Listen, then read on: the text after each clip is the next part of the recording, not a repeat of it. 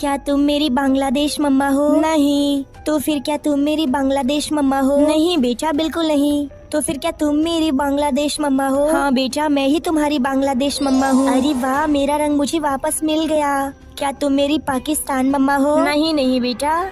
तो फिर क्या तुम मेरी पाकिस्तान मम्मा हो? हाँ बेटा, मैं ही तुम्हारी पाकिस्तान मम्मा हूँ। अरे वाह, मुझे भी मेरा रंग वापस मिल गया।